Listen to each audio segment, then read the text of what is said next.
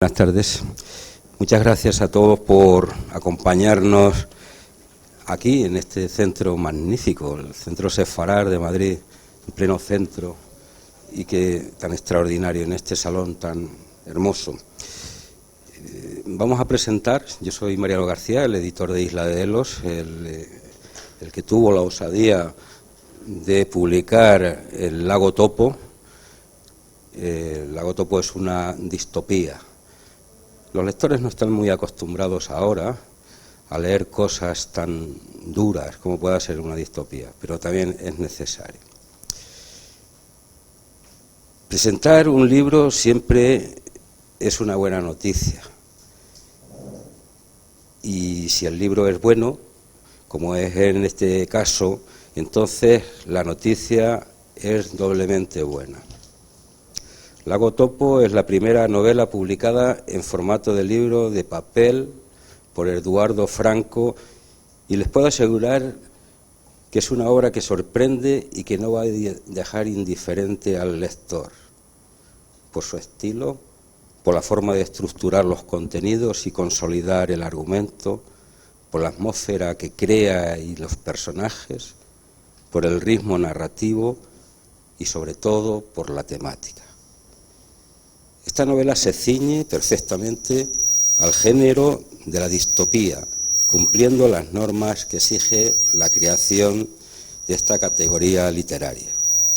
Es decir, la narrativa de ficción contextualizada y ambientada en un mundo futuro donde la alienación condiciona al ser humano. Su lectura nos lleva a otras grandes distopías de la narrativa universal, ya clásicos imprescindibles como Nosotros, de Yevgeny Zamyatin, Un mundo feliz, de Aldous Huxley, 1984, de George Orwell, Fahrenheit 451, de Ray Bradbury, El cuento de la criada, de Margaret Atwood, La naranja mecánica, de Anthony Burgess, o La carretera, de Cormac McCarthy. No quiero extenderme mucho porque para ello están Eugenio Rivera y el escritor Carlos Suchojovsky. Perdóname, Carlos, pero tienes un apellido que me cuesta pronunciarlo, pero no lo sé. Como tengo el apellido García, el tuyo se me hace cuesta arriba. Carlos y, por supuesto, el autor Eduardo Franco. Eduardo Franco, que tuve la oportunidad de conocer gracias a cuando me trajo el manuscrito de esta novela, gracias a Eugenio Rivera, que es el ilustrador que acompaña a los textos. Fue una experiencia enorme. El hecho de coger un texto que estaba también elaborado, también cerrado, el poder disponer de una persona tan cercana como Eugenio para que ilustrase una novela con una temática tan profunda y tan dura. Lo hizo muy bien, yo considero que lo hizo muy bien. Desde la propia cubierta ya hasta las páginas del interior refuerza el contenido de la obra y le da más mérito. Aquí sí que se puede decir que la imagen complementa perfectamente al texto y lo enriquece, y el lector se va a sentir reconfortado. Y no quiero continuar más yo, porque estáis vosotros, que sois los que tenéis que hablar esta tarde, y sois los protagonistas. Yo soy solamente el editor, que hicimos una edición, que no es poco, hicimos una edición, tuvimos un éxito considerable en una editorial pequeña, como es la mía. En el mundo de las editoriales también entramos un poco en el mundo distópico ese que existen los grandes lobbies del futuro que nos comen a los pequeños lobbies, a los pequeños lobitos chiquititos que estamos intentando entrar en el mundo editorial, porque al final es eso. Y como ha dicho la presentadora, seguimos reivindicando esta locura de seguir haciendo libros en formatos de papel, porque los libros en formatos de papel tienen una cualidad, que nos perduran en el tiempo, que no se borran, que no se formatean y que no se pueden modificar. Quedan tal como está. Si tienen una errata, la errata perdura. Si tiene un error, perdura. Quiero ya para terminar decir que este libro, según se me entregó Eduardo, ha sido de los únicos, el único libro que no tuve que hacer ni una sola corrección ortotipográfica según se me entregó el libro. Venía perfectamente corregido, perfectamente hecho, y me facilitó muchísimo el trabajo. Y ahora ya sí, Eugenio. Bueno, buenas tardes a todos. Gracias, Mariano. Gracias, Eduardo, por invitarme. Le he vuelto a engañar, le engañé con las ilustraciones y ahora, no contento con eso, ha vuelto a recaer en el error de invitarme a que sea yo el que modere la mesa. Como dice Mariano, yo me ocupé de las ilustraciones que van en el libro. Bueno, él, como ven ustedes, le ha lanzado todo tipo de elogios, yo no estoy tan seguro, pero bueno, en cualquier caso, ahí están y forman ya parte del Lagotopo ad aeternam. De modo que, bien, bueno, lo que vamos a hacer para que esto no sea un acto al uso, donde hay alguien un gusto parlante que monopoliza la sesión y no deja de hablar y no para de hablar interminablemente. Lo que vamos a hacer es una especie de coloquio. Tenemos a Carlos Uchowoski, con el que tenía serios problemas Mariano pero bueno, yo como ya lo he tratado, terminé por aprenderme el apellido, que es maravilloso, viene de Polonia, es un argentino afincado en España hace ya bastantes años, ha escrito mucho, es un gran novelista, y les recomiendo encarecidamente su obra también.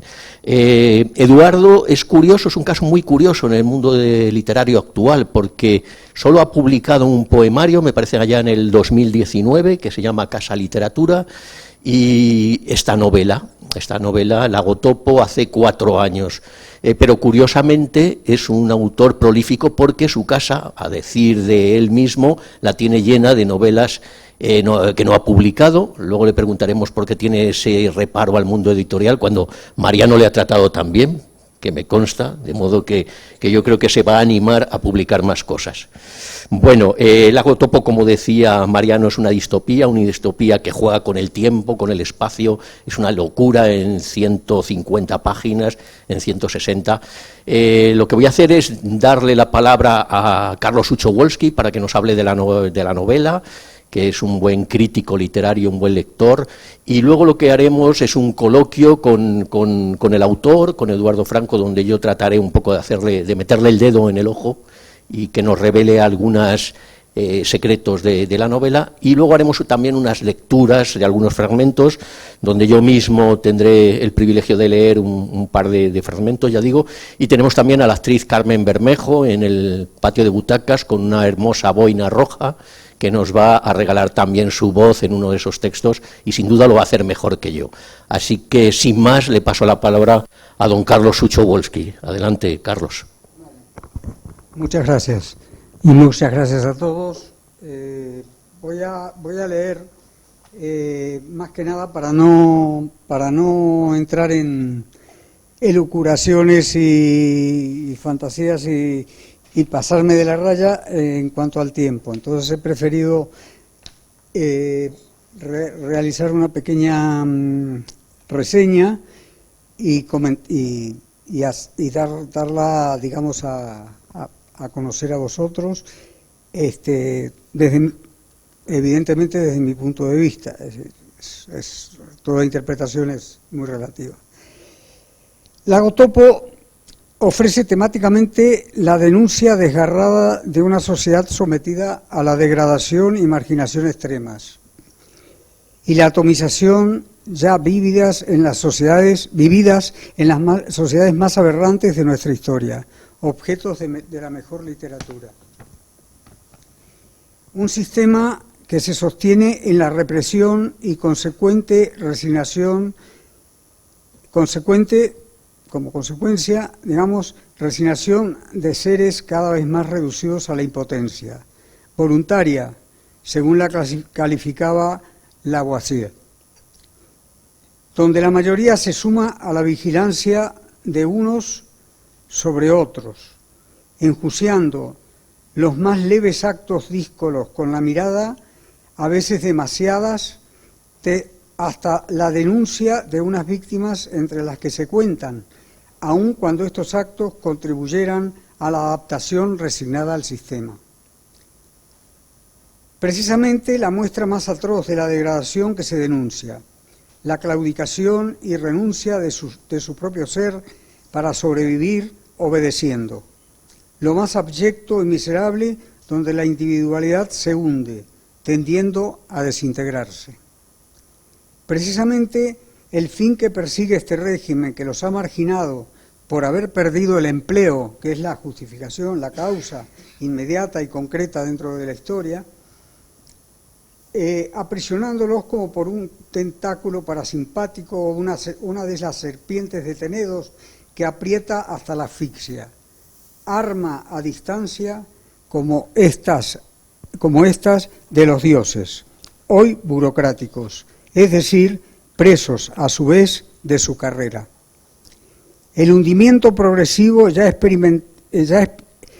denunciado por Primo Levi en su novela testimonial, Si esto es un hombre, que se experimentara en los campos de exterminio nazi destinados a lograr su solución final, pero el que a su manera se persiguiera con el Gulag soviético, los campos de reeducación chinos y los camboyanos mediante el agotamiento físico por el trabajo y una alimentación más que insuficiente, devastadora, con el objeto declarado de sepultar bajo los arrozales una generación despreciada sobre la que desarrollar una nueva, por medio de la inseminación forzosa, Khmer roja pura.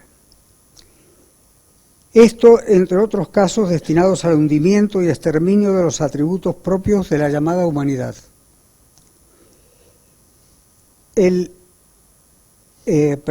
Como el de los túneles en los que el terror islamista confinó, torturó, vejó y asesinó a más de 200 rehenes a los que cazaría después de vejar, exterminar y hasta quemar vivos a más de 1.200 víctimas. Y eso porque la relación de fuerzas no les permitirían ir más allá.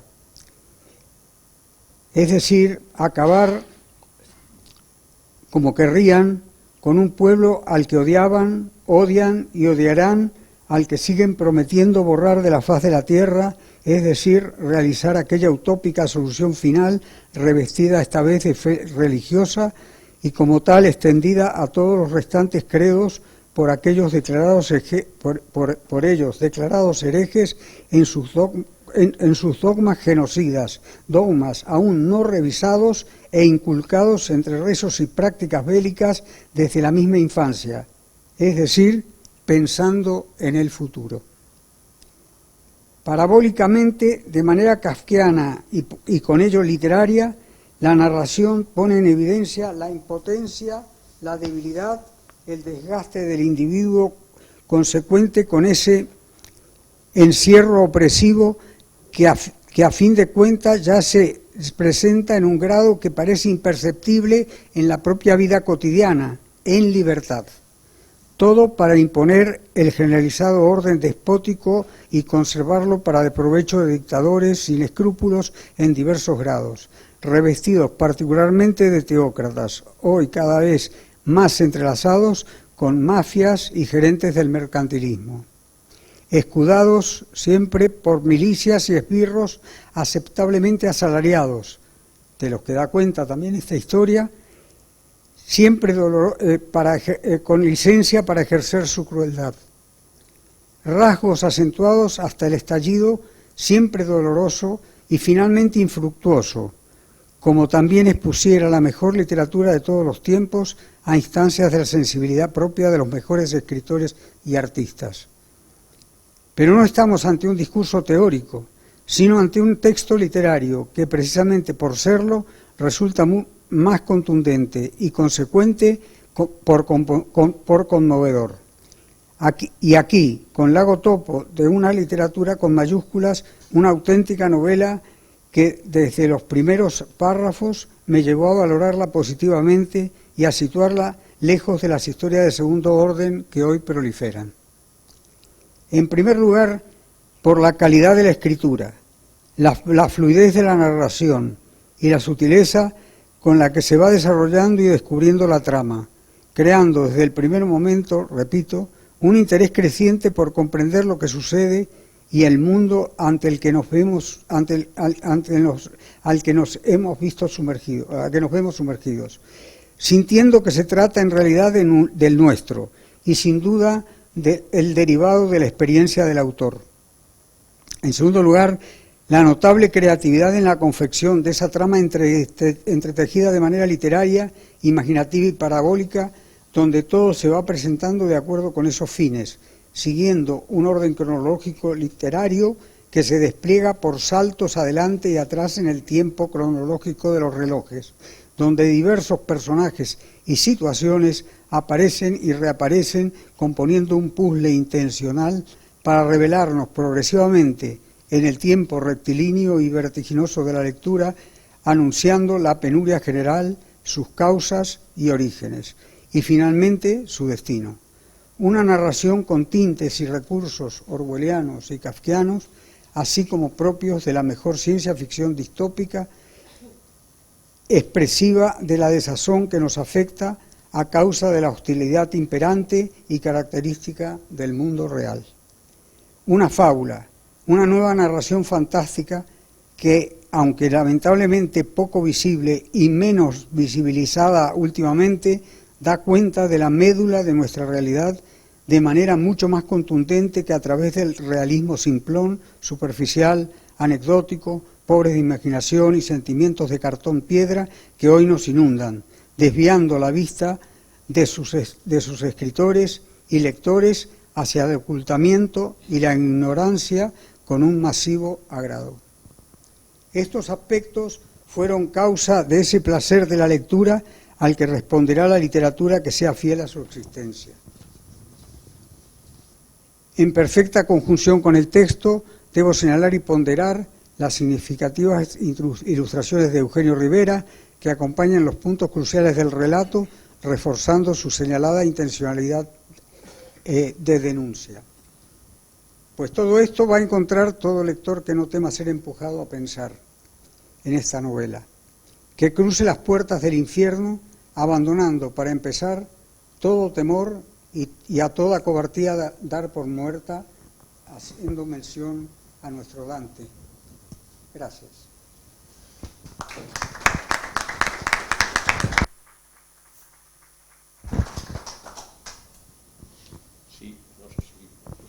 Ahora sí.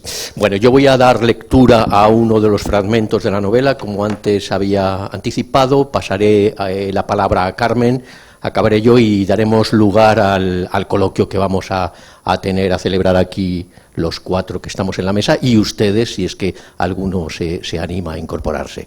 Así que sin más me voy a levantar al atril para que me vean. Esto siempre es un placer levantarse y veros así desde por encima del hombro. Por encima del hombro. Bueno, lo que no sé si esto no funciona, me temo. Bueno, voy a ver si me puedo organizar. Si funciona. Tenemos por aquí.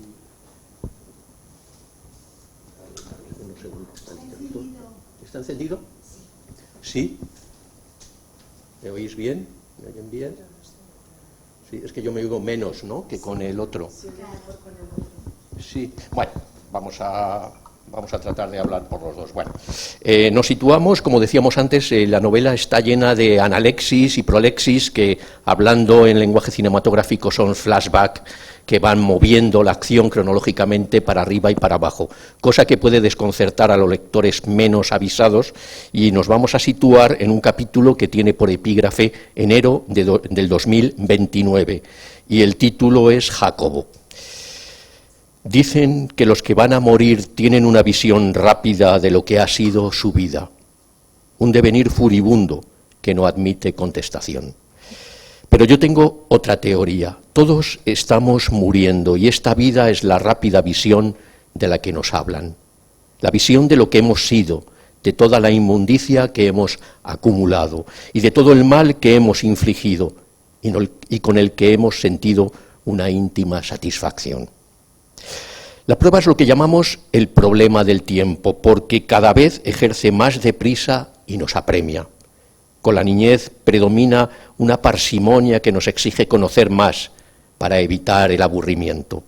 Con la madurez predomina lo contrario, una línea rauda que nos impide el conocimiento, y esa velocidad vertiginosa nos aboca al desánimo. Estamos más cerca y ya no es posible la contrición.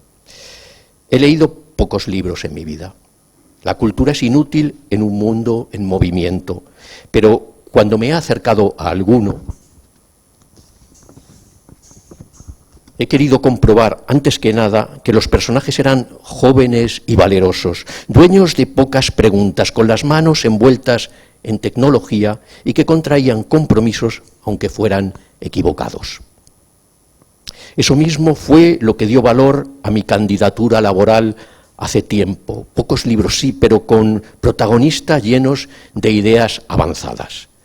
Pero en este instante todo es un mero recuerdo, poco nítido. Ahogo el pasado con unas frases y lo revivo como si fuera algo actual. Estoy teniendo insípidas visiones de lo que ha sido mi vida en aquella oficina. Un lugar ciertamente desconsiderado, una arquitectura fría y recubierta de piel gruesa que ha ido creando con los años una red de pasillos que se tragan las sensaciones. Al final de un pasillo, una luz verdosa acompaña a un sonido exacto que parece un reloj. Una enfermera me ha despertado con algún propósito. Ahora sé que vine del quirófano, que no he fallecido y que me toca recibir una serie de instrucciones. Me comenta que me solivianto cuando me despierta, que la observo sin más curiosidad, que otros pacientes quieren saber si está casada o soltera, si tiene hijos o novios. Me sugiere que pida una revista a la biblioteca del hospital o que cambie el menú, que haga flexiones con los brazos, que no lo piense, que haga algo. Por ejemplo, que me distraiga en contar las líneas del techo o los agujeros en las persianas. De momento esas informaciones me sobran. Prefiero acordarme del mal que hice a propósito o del que tuve que hacer al recibir órdenes concretas. Del bien que propicié no quiero hablar, no deseo que me confunda con un benefactor o con un beato. Nadie debería exponer su lista de buenas acciones o de lecturas intensas. Carmen, todo tuyo.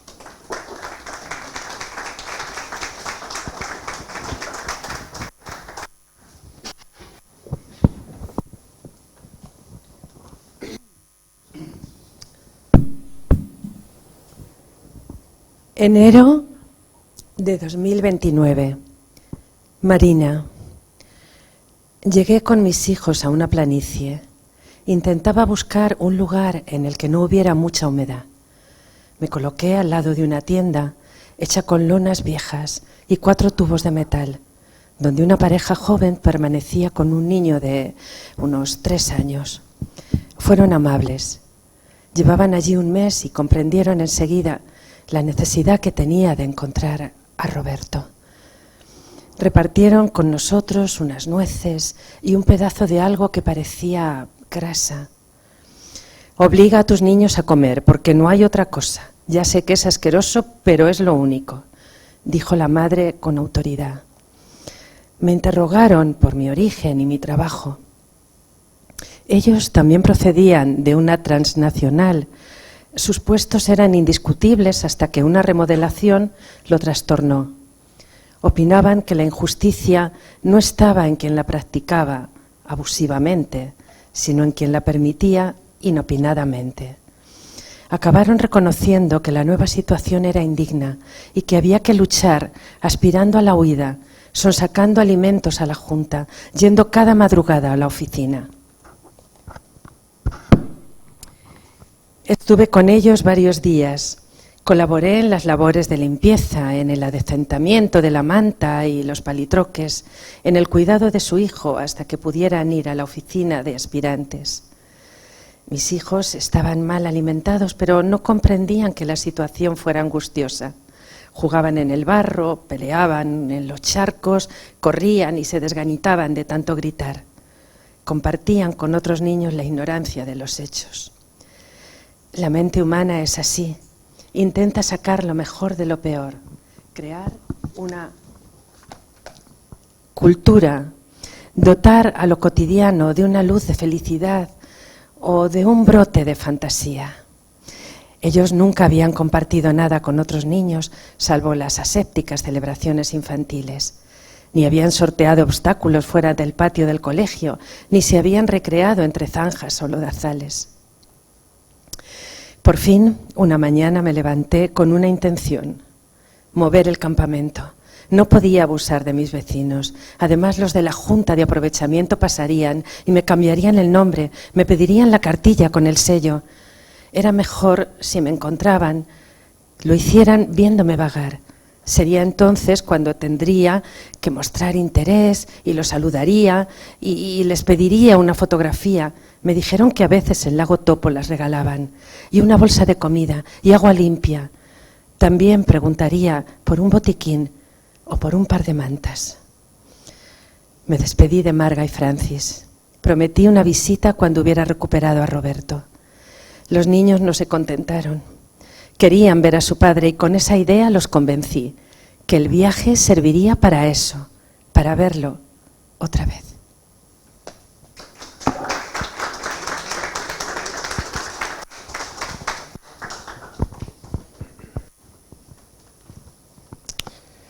Verano del 2027. Timoteo. Los niños permanecen en un barracón sin ventanas y a las 12, para compensar la ausencia de luz y las penalidades, les dan un vaso de leche cruda de yegua o bien una bebida que lleva grasa de palmiste. Creo que dedican un tiempo a estudiar los esclaves de España: Llivia, Ceuta, Ademuz, Petilla de Aragón, Villorrodrigo. Pregunté a la que hacía de profesora por esos absurdos conocimientos que no conducían a ningún lado. Me explicó lo que era un esclave y poco más. Rogué que me delimitara qué materias se estudiaban aparte de esas ridículas reseñas. Mira, chico, las ciencias y las letras tienen poca importancia en una escuela como esta, que solo es un servicio gratuito y no obligatorio. Por esta zona, la verdad, debe estar alejada de la realidad. Y bueno, se les enseña a estos niños que ellos mismos son esclaves, llevan dentro lo peor de Iberia, lo peor de Sefarad, lo peor de la Gorlandia visigoda y lo peor de Roma. Y de todo esto no comprenden nada, claro. En definitiva, la historia se rompe con ellos porque sus padres no supieron ser buenos ciudadanos. Por eso ahora son simples aspirantes, no es nada malo, pero es una situación peculiar que requiere un trato específico. Es lo mejor que pueden aprender, y yo diría que lo único. Además, muchacho, piensa en esto: lo que hoy es costumbre, mañana podrá ser una novedad. Y si tanto estáis interesados en eso que llamáis cultura, cuando hagáis una fiesta, llevad a los niños al campo y les enseñáis algo de lo vuestro. Sí, había fiestas en la colonia, se concedían pequeños premios a los aspirantes que mejor se portaban, los que se levantaban más pronto, los que acudían raudos al toque de cornetín, los que tenían más hijos, los que alababan la función de los asesores y subdelegados. Se concentraban en un punto y en semicírculo aguardaban un discurso breve del subdelegado que traía una caja de cartón con los regalos, una bola grande de grasa para la cacerola, una garrafa de agua filtrada, una bolsita con polvo de mosca de España o unas galletas de mijo. Los seleccionados daban un paso al frente y ofrecían una reverencia, recogían el presente y volvían al semicírculo.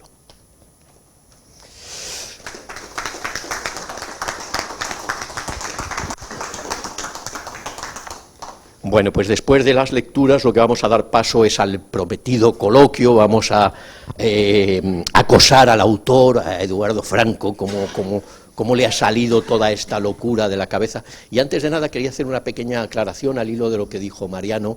La novela se publicó hace 4 años, parece mentira, parece que estábamos casi ayer trabajando con ella. Y como decía el propio Mariano, Isla de Delos es una editorial que no puede competir con estos grandes monstruos que fagocitan el mercado editorial y que nos venden en muchas ocasiones, o en la mayor parte de las ocasiones, basura editorial, lo digo así con todas las letras, basura editorial, empezando por Un planeta basura que todos los años resurge en el firmamento para escarnio atropello y asco de los lectores, de los buenos lectores. Bueno, dicho esto, este proyecto editorial, Lago Topo, pues se ha vendido, se hizo una tirada de 1000 ejemplares y se han vendido al extremo de que esto nos ha animado a hacer una presentación nueva. Se ha hecho una reimpresión por problemas, bueno, que no vienen al caso. Se quería hacer una segunda edición, pero nos ha resultado, o al editor le ha resultado más fácil reimprimir la novela, y es por eso por lo que celebramos este acto aquí, poniendo otra vez de largo Lago Topo. Bien, Lago Topo, ya el título sí que nos sitúa toponímicamente en un lugar imaginario, que es el lugar de las utopías y de las ucronías, como esta novela. Pero me gustaría saber, Eduardo, no sé si tienes ahí el micro cerca, me gustaría saber si este Lago Topo es un lugar estrictamente imaginario, porque luego, curiosamente, en el resto de la novela aparecen enclaves, no exclaves, ahora nos contarás qué es eso de los exclaves, pero aparecen enclaves que sí que tienen nombre y ubicación real, desde el Abroñigal, desde el Retiro, desde la calle Valderribas, todos curiosamente en el barrio del Retiro, que me consta que es uno de tus barrios, o el barrio de tus correrías juveniles y casi infantiles. Entonces me gustaría saber dos cosas: si este Lago Topo tiene un enclave real y si la novela tiene carga autobiográfica. Bueno, buenas tardes a todos. Efectivamente, voy a ir explicando algunas cosas. Vamos a ver, el Lago Topo existió. Era una calle que había en una zona muy concreta, que hoy hay un Carrefour encima. Es decir, encima de lo que era el Lago Topo hay un Carrefour. ¿Dónde está ese Carrefour? Pues está donde está el arroyo Abroñigal, que yo conocí, donde bajábamos los chavales pues a divertirnos. ¿Qué es el arroyo Abroñigal hoy? Lo conocemos todos con el nombre de la M30, sobre todo en la zona este. Esos barrios, esas calles, esas avenidas, todo ha existido. Era una zona, si lo queréis de alguna manera delimitar, era la zona que había desde la Elipa, Moratalaz, el barrio de la Estrella, Vallecas, el barrio de Doña Carlota, toda esa zona, ¿no? Una zona infantil en la que yo pues viví. Entonces, esa zona desapareció, como han desaparecido muchas zonas de casas bajas en Madrid, en muchísimos sitios. Entonces, ¿qué quedó del Lago Topo? Evidentemente nada.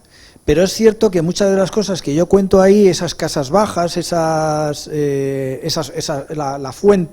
famosa fuente del agua, el arroyo Belincoso, y toda la denominación de calles y de todas, absolutamente todas, son auténticas. Es decir, lo único que he cambiado algunas cosas. En vez de poner el barrio de la Estrella, he puesto Gran Barrio Solar. En vez de la calle Doctor Esquerdo, la avenida de los Doctores. Quiero decir que hay una superposición de nombres, pero que efectivamente relatan una zona específica que existió y que en algunas zonas todavía perdura. En cuanto a que si es autobiográfica en algunos detalles, por supuesto es muy autobiográfica, hasta tal punto que muchas de las cosas que cuento, aunque parecen mentiras, son absolutamente verdad. Es decir, cuando hay frases lapidarias que yo he escuchado, ¿no?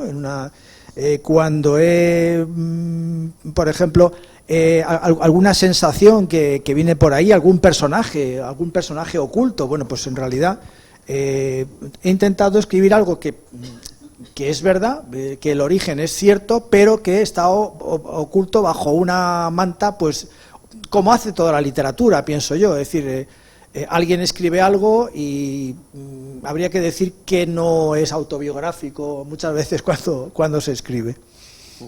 Hay un juego con los nombres, los personajes cambian de nombre, les roban el nombre, algo también que va íntimamente unido a esa usurpación de la identidad que buscan todos los totalitarismos, y ese cambio de nombre en ocasiones, hay un nombre que me parece que es Eduardo, tu propio nombre, que lo cambian por Timoteo.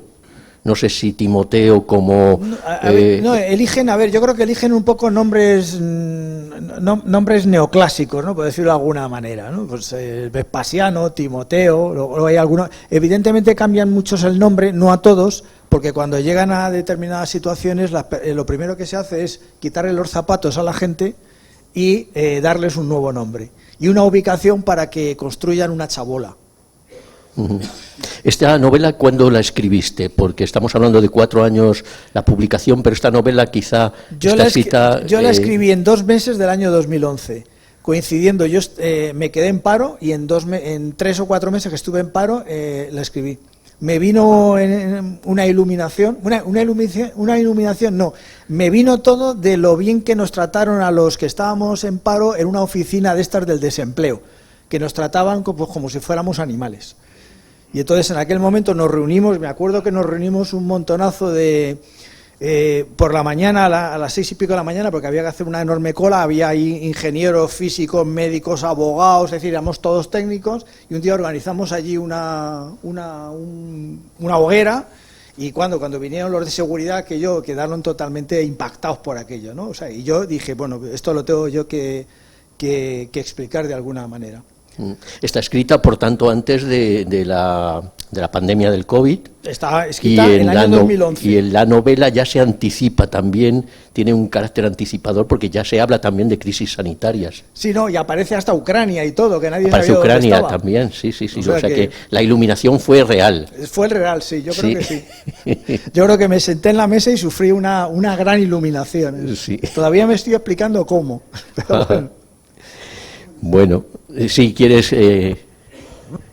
Yo creo que precisamente que la experiencia cotidiana es la que no de todo el mundo, pero vamos, porque muchos simplemente cierran los ojos, etcétera, etcétera. Pero la del escritor, digamos, que en definitiva, o el artista, digamos, que lo que refleja es precisamente, digamos, su sensibilidad ante lo que vive. Es decir, termina siendo la extrapolación que cuando llega al lector la obra se convierte casi en una anticipación o en un descubrimiento de del trasfondo que hay en la realidad, ¿no? Que es lo que pasa con Kafka, por ejemplo.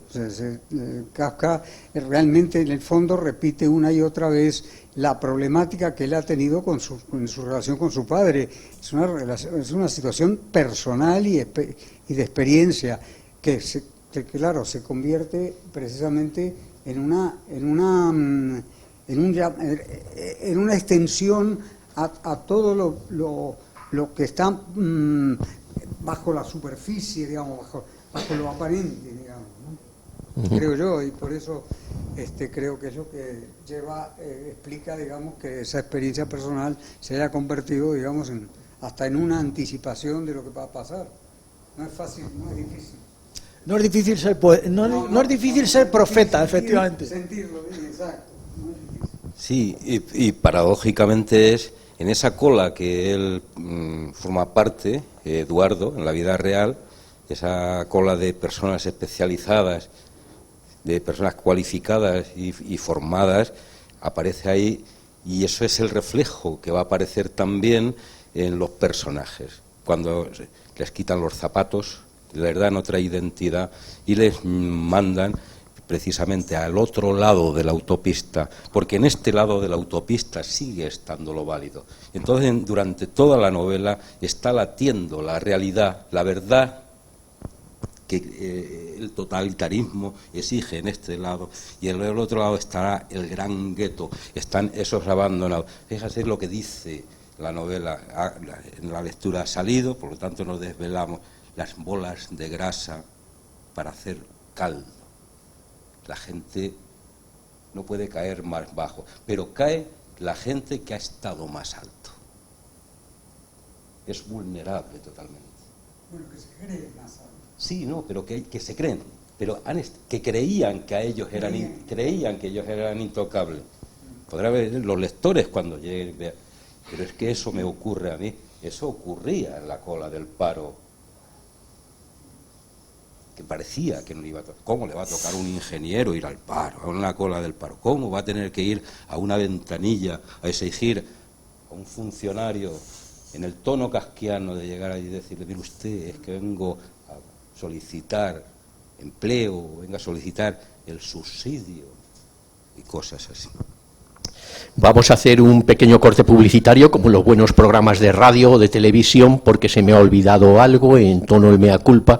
Me han pedido los dos, Carlos y Eduardo, que por favor hiciéramos publicidad de la revista que tengo el honor de dirigir, la revista digital Entre Letras, en la que ellos dos son colaboradores. Estaban muy preocupados por decir, porque yo dijera que eran colaboradores, y dice, hombre, y dale un poco de visibilidad a la revista. Bueno, queda dicho, y seguimos después del corte publicitario con las preguntas.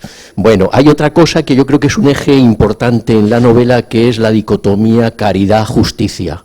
Hay un juego entre esa caridad como elemento y herramienta de sometimiento, de agradecimiento, de paternalismo, frente a lo que debería ser no la caridad, sino la justicia. Cuéntanos algo sobre esto, que yo creo que es un eje que recorre la novela. Pues bueno, vamos a ver. Hay dos conceptos, caridad y justicia, que todos sabemos muy bien lo que representan, pero que cuando hay mucho de uno hay muy poco del otro. Es decir, si hay mucha caridad significa que hay poca justicia, y cuando se alcanza la justicia máxima ya no hace falta la caridad. Entonces aquí lo que se mueve en la novela, o lo que yo quise interpretar, es que había una lucha entre la caridad y la justicia, y que en muchos de los casos lo que faltaba era la justicia. Entonces se tenía que vivir de la caridad, los personajes, cuando están en lo peor, pues tienen solidaridad entre ellos y perviven como pueden. Ahora bien, cuando esa caridad se representa, que lo represento yo en varias ocasiones, resulta lo que viene a expresar es que la justicia ha desaparecido. Eso es lo que yo he querido poner. No es una idea mía, es una idea muy antigua, pero que es así. Donde no hay nada de justicia, aparece de pronto la caridad, y al revés. En ese reflejo o en ese concepto de los esclaves geográficos que he leído yo precisamente, entiendo que hay una metáfora también sobre los personajes como esclaves del propio sistema, pero me ha parecido muy interesante cómo caricaturizas el sistema educativo actual, que es para caricaturizarlo, sin duda. Así tenemos las cotas de analfabetismo académico que hay, de gente que tiene un título universitario y no sabe leer, no sabe redactar. Voy a hacer otro poco de patria, pero a mí cuando me mandan artículos para que publique en la revista, se asustarían ustedes de quién me manda los artículos, bajo no sé cuántos supuestos títulos, y en qué estado llegan algunos artículos, no todos, naturalmente. Pero no voy a dar nombres, pero alguno que dices, por favor, y este señor es catedrático de, es doctor de, dices, aquí ha fallado algo.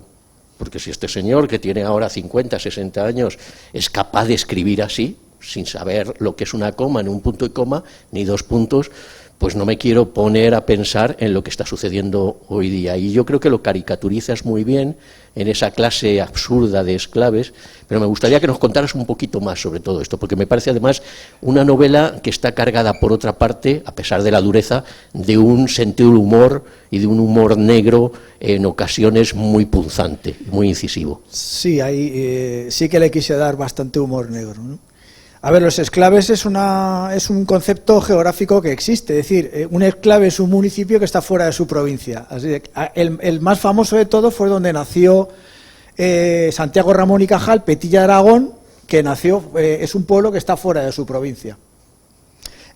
Hay otro famoso, Llivia, que es un pueblo de Gerona que está en territorio francés, y hay una carretera de 2 kilómetros en territorio francés para poder ir allí. Es decir, eso existe. Entonces, ¿qué quise yo decir con los esclaves? Pues en realidad son territorios que existen, pero que no se pueden encontrar dentro de la provincia. Es decir, son personas que han sido expulsadas de su provincia, siguen existiendo, pero están fuera de esa, digamos, de la jurisdicción de la provincia.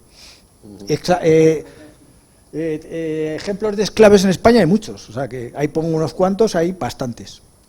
Ademuz es un trozo de Valencia que está en la provincia de Cuenca, por ejemplo. Otra cosa es, y vamos a hacer la prueba del algodón, no sé cuánto nos queda, voy a cotillear. ¿Cómo vamos de tiempo? Muy poco. Queda poco, bueno. Me gustaría, sería interesante que... Sí, si alguien quiere quejarse, Allí hay un quejador. Adelante. Te llevamos el... Venga, lúcete un poco, hombre, los 15 minutos de gloria. ¿Cuánto nos queda? ¿Se oye? Un segundo. Normalmente cuando terminan ustedes, entonces hacemos pues unas... El coloquio. Sí. Nosotros hemos acabado ya, ¿eh? Ah, ¿ya han acabado? Nosotros hemos acabado. Vale. Ya la palabra la tienen nosotros. Sí. Entonces, A ver si nos absuelve. no he dicho nada. Están ustedes todos absueltos, para siempre. Muchas gracias. Sí, son dos preguntas. Una sobre el autor, en cuanto al concepto de autor, y otra sobre necesidades. Es decir, ¿el autor necesita sufrir para crear? Esa es la pregunta, tener una pasión. Y la segunda es, ¿no necesitaríamos ante esta perspectiva hacer una revisión de las necesidades auténticas de las personas? Muchas gracias. Vamos a ver, nos preguntas si para escribir hay que sufrir. Bueno, supongo yo que alguien que esté en la felicidad absoluta no tendrá necesidad del arte, pienso yo, ¿eh? Entonces es muy probable que todas las artes estén, incluyendo la escritura, estén también marcadas por quizás, bueno, por la existencia, por el fracaso personal y por, bueno. No.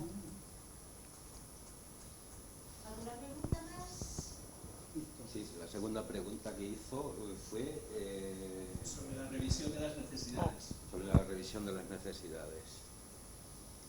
Pues probablemente habría que revisar las necesidades que necesitamos los humanos para ser un poco más felices, eso sí.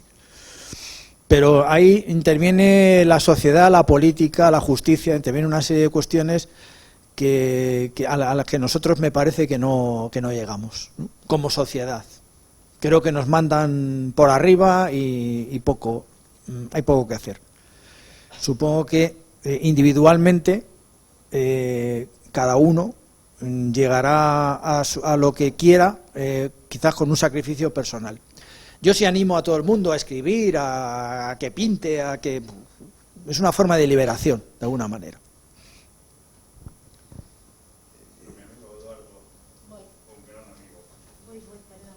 Hablando de los esclaves, que supongo que serán también esclaves como enclaves, él dice en las partes de nuestra querida patria, España, y que en algunos sitios, en unas provincias, hay sitios como Petilla de Aragón, que ha nombrado el querido Eduardo, donde nació nada más ni menos que Santiago Ramón y Cajal, otros enclaves como Villaverde de Pontones, trozo de Cantabria en Vizcaya, o Treviño, trozo de Burgos en nuestra querida Álava, y entonces yo creo que se refería a eso. Su vocabulario es magnífico y su talento es glorioso. Un abrazo. Bueno, muchas gracias, José Luis. Hayastan Hanrapetuyun.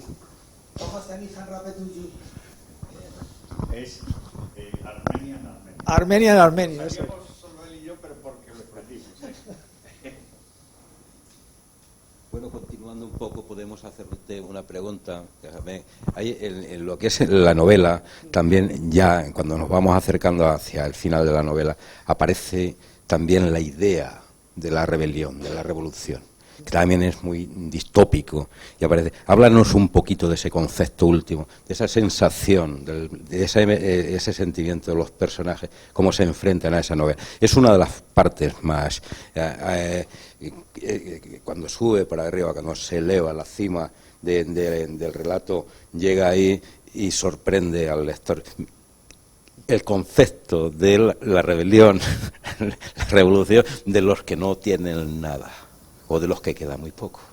Sí, a ver, en la parte final de la novela ocurren dos cosas. Las voy a dejar un poco ocultas, pero bueno. Pero vamos, una de las que ocurre es que efectivamente con los años, con el tiempo, pues los llamados colonos van teniendo una vida un poquito mejor. Y hay un momento en que cuando tienen una vida un poquito mejor, pues aparecen una serie de maquinarias que hacen que de pronto empiecen a vivir un poquito peor.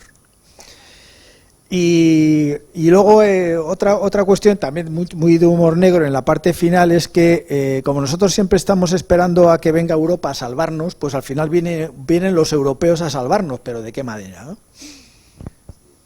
Sí, sobre todo con el polvo de mosca española que aparece ahí. Sí, está muy bien.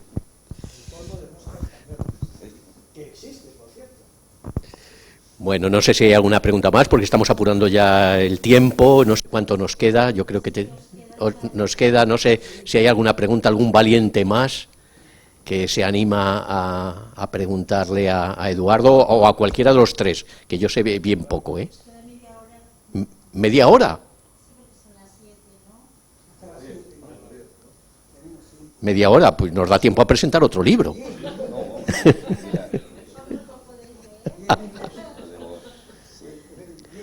10 minutos.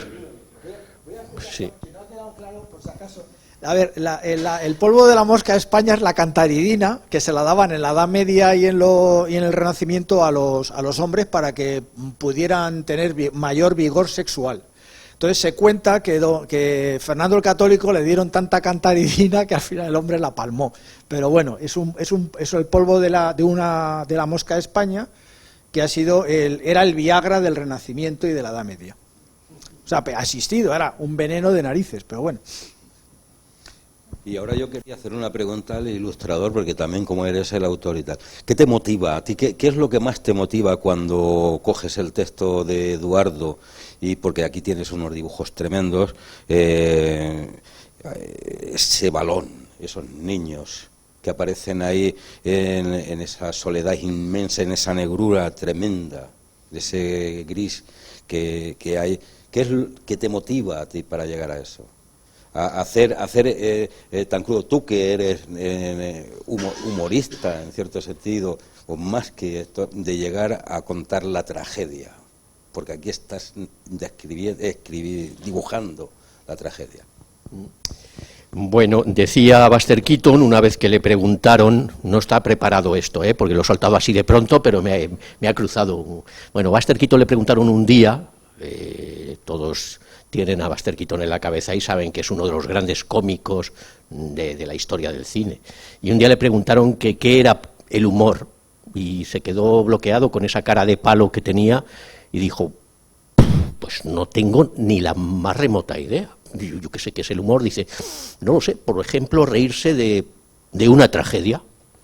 Bueno, la frase me parece espectacular porque de una manera aparentemente absurda, lo que venía a decir es que todo puede ser risible y sobre todo cuando el humor es negro, como el que utiliza Eduardo, que es negro zaíno, para más señas, es un humor negro recalcitrante. Para un ilustrador esto es un lujazo, esto es como para un periodista una guerra y una tragedia, una catástrofe. Es terrible, pero es que es el caldo de cultivo del fotoperiodismo o del reportero gráfico. O sea, yo he conocido reporteros gráficos que se han ido a la guerra y se van con una alegría que dices tú, madre mía, que te pueden matar. Pero es que es donde, por lo que le pasó a Robert Capa, ¿no?, cuando lo mataron. Pues esto es igual, cuando te cae una cosa así suculenta que dices, esto te pega una bofetada, ya tienes la estampa en la cabeza, ya ese niño que golpea el cráneo como si fuera una pelota, que han jugado con una calavera los niños y la han rodeado de andrajos y de papeles y de trapos para jugar. Y es terrible cuando esa pelota corre por el campo y se termina descarnando y van desapareciendo los papeles y aparece la osamenta, es escalofriante. Bueno, pues eso es como para Buster Keaton el humor, una tragedia, algo que de pronto te golpea. Y enseguida ves la imagen y luego ya lo que le puede resultar curioso al que no dibuja de una manera habitual es que siempre te dicen, es difícil dibujar esto. No, una vez que ya tienes la imagen, el dibujo luego es muy fácil. Si el asunto es la idea, que la idea se te meta en la cabeza, la veas, y una vez que ya la ves es como copiar una fotografía, la tienes en la cabeza, o sea, así de sencillo. Muy bien. Además es muy interesante eso de la pelota, porque jugaban los niños en el Lago Topo, encima, en el solar que hoy es Mercadona. Es tremendo. imaginarse... Carrefour. Carrefour, perdón. O sea que se enfaden los de Mercadona. No, Carrefour. No, perdona los de... Ustedes imagínense estar comprando en los estantes allí y que aparezca el fantasma, como aparecía el fantasma de Joris en Handler, de repente surge en esa pregunta existencial tremenda en el año 2049, que es donde empieza la novela. Yo creo que también, permíteme decirle al señor que hizo la primera pregunta, que le ha contestado también lo que es la pasión y lo que es el de la creación. No se disfruta, se vive y surge y sale. Y una vez que tienes la idea, como en el dibujo, y cuando tienes soñada la obra, el texto o el poema, cuando lo tienes soñado, luego lo llevas y ahí está esa otra gran necesidad que tenemos todos, que es la de ser correctos en la comunicación, en el lenguaje, porque es la gran herramienta que tenemos y se desperdicia de una forma tremenda. Cada vez más, y es lamentable que grandes escritores con 20 o 30 títulos tengan una falta de ortografía horrorosas o necesiten lo que malamente se llaman negros para que les escriban las obras. Yo todavía no he tenido ningún autor en mi editorial que tenga negros. Han llegado ellos allí, que son las personas que lo han escrito con la modestia y con la sinceridad de su vocación. Y eso es lo más interesante. Y ahora que haznos una coda, un epílogo, lo que tú quieras, contar. ¿Dónde vamos a ir a sembrar los ajos? ¿Tiene segunda parte Lago Topo? A ver, Lago Topo no va a tener segunda parte. A lo mejor tiene una tercera parte, pero una segunda no. Por una razón, porque ahora estoy embarcado en otros relatos, otra novela, y no, en realidad no hay una relación con Lago Topo. Pero vamos, Lago Topo 2 estaría bien. Suena bien, inclusive.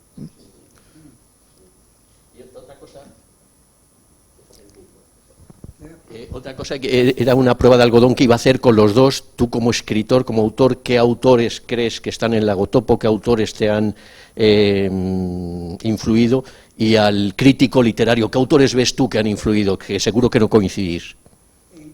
En el libro, ¿qué autores ves tú y qué autores apela Eduardo como autor? ¿Qué autores te han inspirado o te gustan o vuelves a ellos? O un minuto cada uno y cerramos y nos vamos y vendemos el libro, que hay que vender otros 1000 ejemplares para hacer una tercera reimpresión.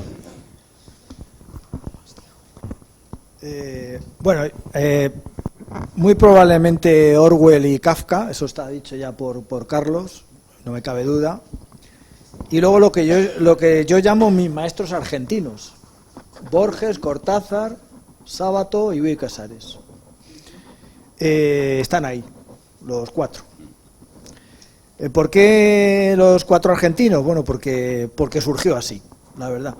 No, desde los 15 o 16 años leí ficciones de Borges, gracias a un señor que está ahí sentado, por cierto, que me llamó por teléfono y me dijo: he leído un libro extraordinario que se llama Ficciones de un tipo que se llama Borges, léetelo, y me lo leí y entonces pues cambió de alguna manera mi vida. O sea que, pues es así. Me llamaste por teléfono y me dijiste, he leído Ficciones de Borges y me parece un libro extraordinario. Y entonces Borges, Cortázar, Sábato y Bioy Casares.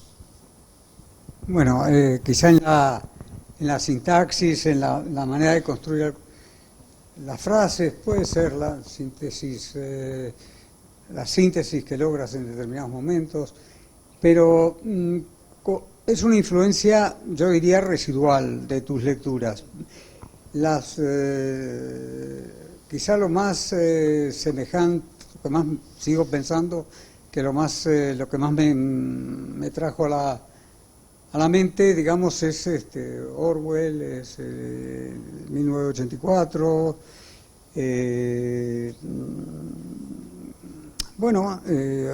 por supuesto, Kafka en muchos aspectos. Hay elementos así, digamos, macabros, digamos, verdaderamente siniestros en determinados momentos, y esos son propios de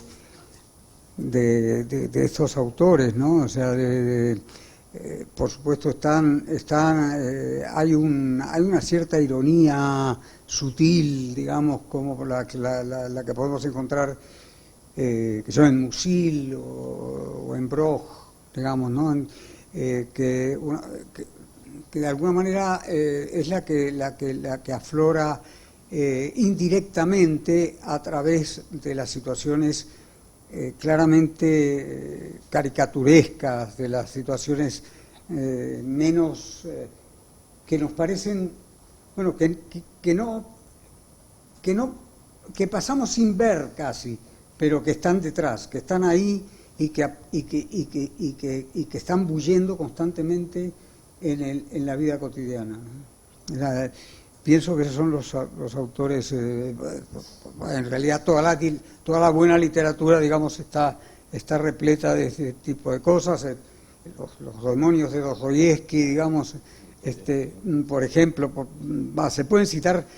Yo por eso citaba en la reseña, digamos, a la buena literatura en términos generales, ¿no? O sea, me parece más. La pregunta es obligada. Si Eduardo habla de esa vocación argentina, la pregunta es obligada. ¿Te has traído a Carlos Suchobolsky porque es argentino o lo has buscado en las páginas amarillas? Muy bien, pues no sé si tienen algo que añadir, si no vamos a cerrar el acto y... bueno, hay una pregunta allí al fondo. Venga, me acerco yo. Bueno, aquí hay un micro maravilloso. La verdad que lo que habéis dicho, yo creo que nadie queda indiferente cuando lea la novela de Eduardo, El lago topo. Pero yo te quería hacer una pregunta, Eduardo. ¿Cómo crees que afecta psicológicamente a una persona que haya pasado en su vida por un lago topo? Yo qué sé, puedo pensar en gente que ha pasado por los campos de concentración nazis. Todos tenemos en mente gente que se acabó suicidando. Y son experiencias muy duras en la vida. ¿Cómo crees que psicológicamente se puede salir de un lago topo? A ver, se podría salir de un lago topo si, pienso yo, como está reflejado en la novela, al final tienes la suficiente fuerza de voluntad física y mental como para intentar salir. Pero lo malo del lago topo es que mucha gente está institucionalizada dentro y no puede salir. No puede salir porque no está preparada ni física ni mentalmente. Aquellas personas de los campos que salieron, que bueno, yo creo que mentalmente y físicamente estaban mejor preparados que otras personas que desgraciadamente no pudieron salir. Es decir, hay una forma de institucionalizar el mal y el mal vivir, y entonces yo creo que esas personas de alguna manera es difícil que puedan salir. Desgraciadamente la mente es así.